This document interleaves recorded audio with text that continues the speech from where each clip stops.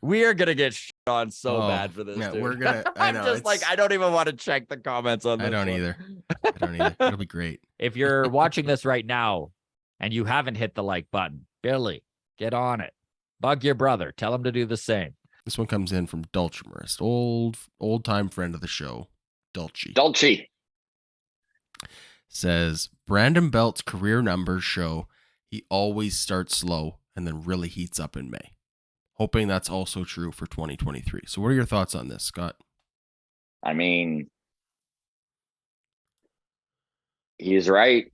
He has a track record of starting slow and May being his best month, and not just his best month, but like he's normally dynamite in May. We watched him come out of his shell in Pittsburgh. I don't know if it was the National League pitching or just feeling accustomed to the surroundings. He knows the pitching in the National League better, or if it's just it's May, baby. Time for him to do what he does in May. But either way, he has looked phenomenal the last few games. We touched on this yesterday too in MLB Monday's Patreon exclusive. Is took his walks, hitting balls into the gap, getting some doubles, showing some power. These are all the things we wanted out of Brandon Belt when they went out and signed him. Okay, he was hitting in the 5-hole, something that really, really, like with Dalton Varsho going, like he's going. Dalton's hot. So Vladdy was out of the lineup. Dalton was slotted into the 3 spot. Belt was slotted in to the 5-hole. That really breaks up the righties when you can do that. And you could tell it was a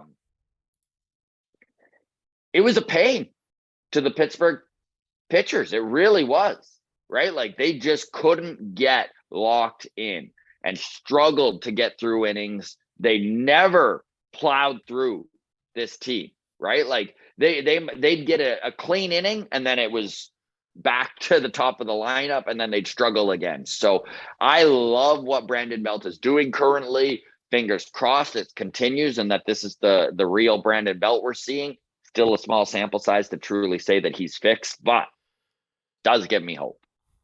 Okay, so I love the positivity, and I hate to throw cold water on this, but I'm gonna. So Brandon Belt, we're gonna look at a couple numbers here: career batting average and OPS. So batting average for his career 260, OPS for his career 812. Now, how does his April March compare to his May? Career splits for April and the 2 or 3 games that ever happened at the end of March. 245, and let's just call it April, with an OPS of 780, so below average for his career. May goes to 272 batting average and an OPS of 859. Okay. So the trends do back that up. That yes, slow starter, typically below average in April, well above average in May. However, if we look beyond that into June, it dips right back down again. 253 batting average, 808 OPS. July gets worse. 241 batting average, 707 OPS. It does start to tick up again towards the end of the year. August looks better, 268. September, October, 285. So he's at his best at the end of the season. That is I'm fine with that. why we brought him in, right? Yep. You mentioned Dalton Varsho and the little bit of a heater that he's on. So much smaller career sample here. But his April... Much smaller, by the way. Yes. His April career average, 204. His May career average, 283. Hey. I don't get too excited because in June, his career average is 161. Weird.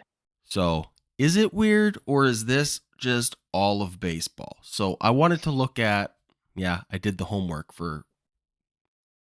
It's May 9th, and I've already done my homework for the month, so don't ask me to do it again. But this is the trend of baseball. It does appear to be April is lower, May is higher, and then June it's lower, with slowly getting better towards the end of the year. So this feels like Wild. adjustments back and forth. I'm looking at George Springer's numbers.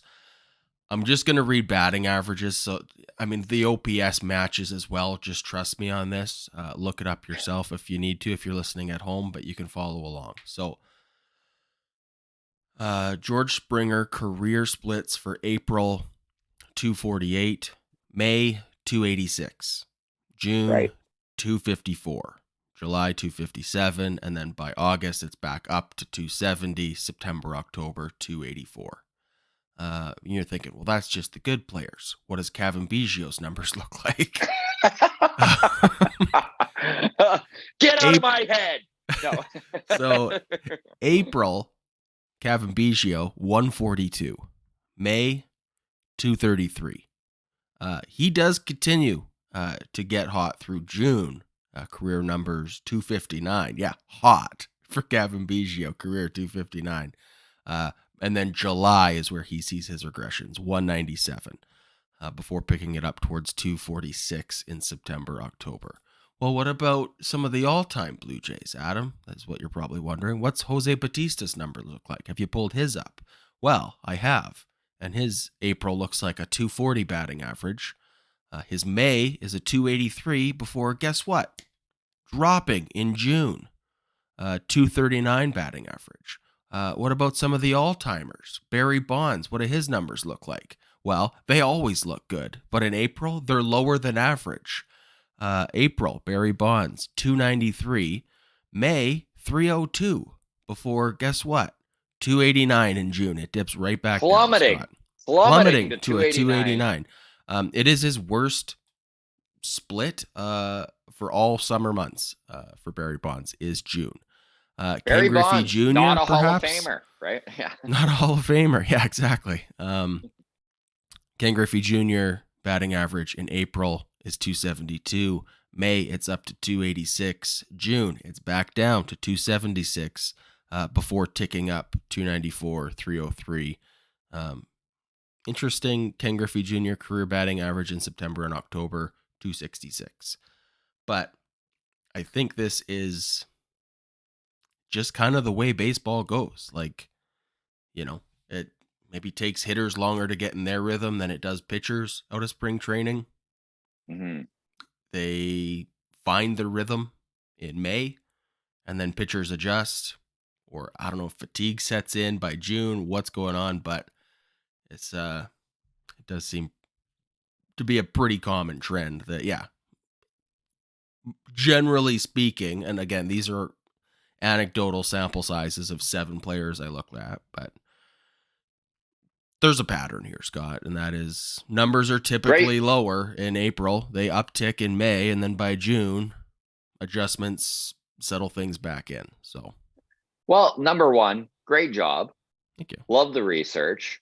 Number two, not quite the cold water I was expecting. I'm still hopeful of Belt and like the trend here. And number three, I had no idea of this adjustment and readjustment graph that goes on throughout baseball. So, very it's cool interesting stuff. because we hear that about from season to season as a guy makes his major league debut, right? Like they come in, rookie season's great. Year 2, the league adjusts. Sophomore slump. Year 3, they adjust back, and there we go. And it's on a month to month scale, kind of the same thing, right? Yeah. Crazy. Love it. Crazy. Baseball. What a funny little sport. Funny little sport. Okay.